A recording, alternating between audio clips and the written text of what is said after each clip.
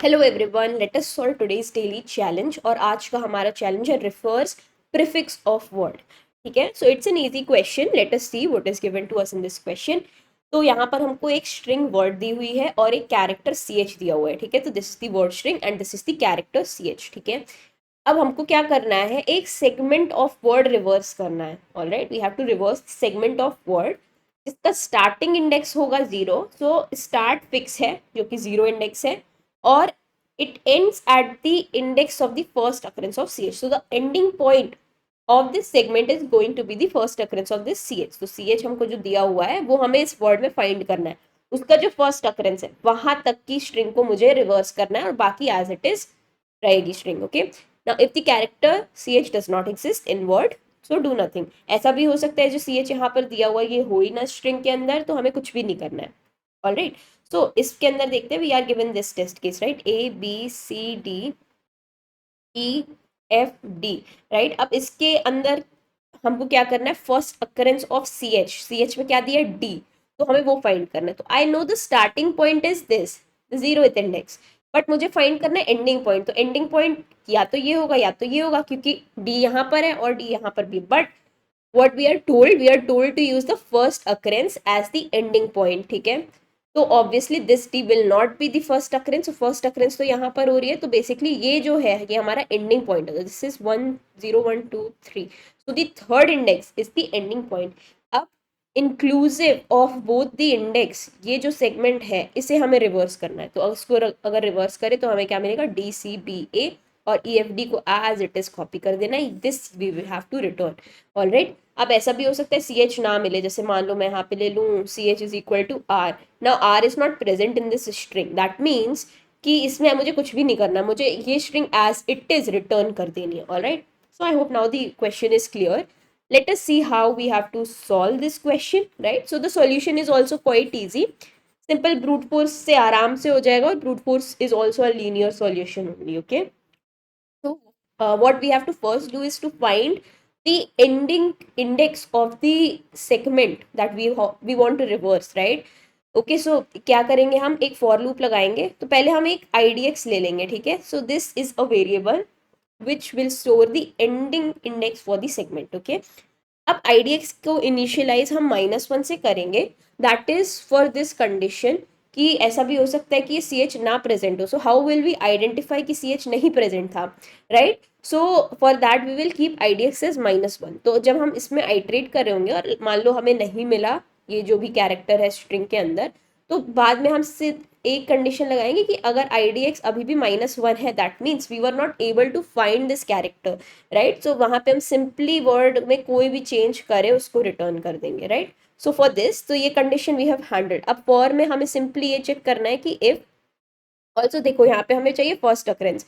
अब यहाँ पे भी IDX अपडेट हो सकता था, यहाँ पर भी, but as soon as we reach this, right, that is if word of I is equal C H, IDX को आई से अपडेट करके ब्रेक कर दो, क्योंकि हमें सिर्फ फर्स्ट अकरेंस चाहिए, राइट? अगर हम आइटरेट करते रहेंगे बिना ब्रेक करे तो हमें ये वाला डी मिलेगा which will give us wrong answer, right?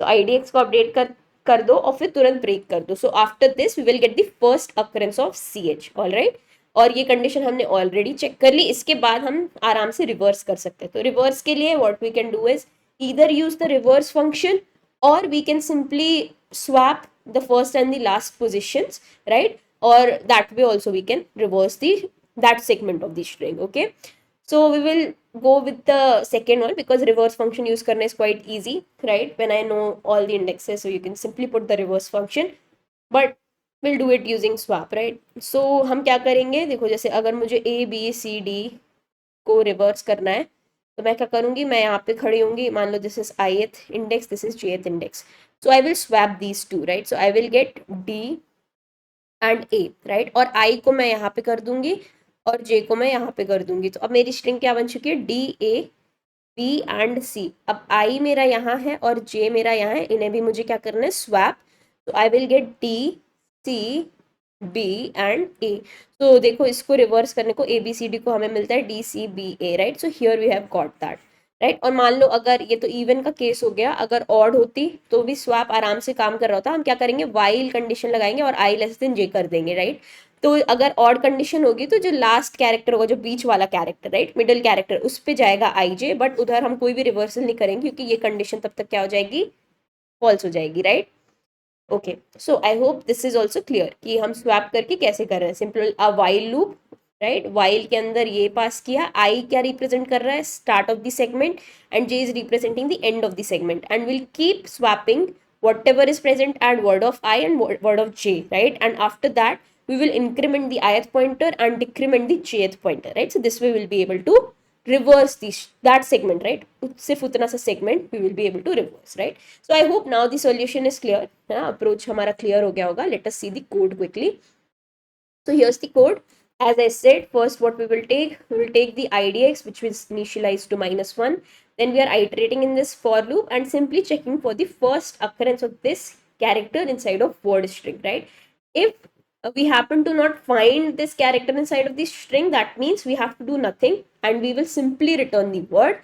Otherwise we have to swap. So swapping के लिए हम क्या कर रहे हैं, एक I और J ले रहे हैं. So basically सॉरी रिवर्स करना है, ठीक है. तो रिवर्स के लिए हम क्या कर रहे हैं, सिंपली स्वैप कर रहे हैं फर्स्ट और लास्ट, और फिर श्रिंक कर रहे हैं, देन सेकेंड लास्ट और सेकेंड, ठीक है, फिर थर्ड एंड थर्ड लास्ट. इस तरीके से हम स्वैप करके we will be able to reverse that part of the string, right, and then we can simply return our answer, right. So this is how you had to like solve this question. If we discuss about the time complexity, is going to be big O of n only, and you can see the reason. यहाँ पे in the worst case last character होगा हमारा string का ch, right, वही first occurrence होगा, ठीक है. और फिर यहाँ पे swapping हो रही है, तो again so n operations here, n operations here, so it's going to be big O of n.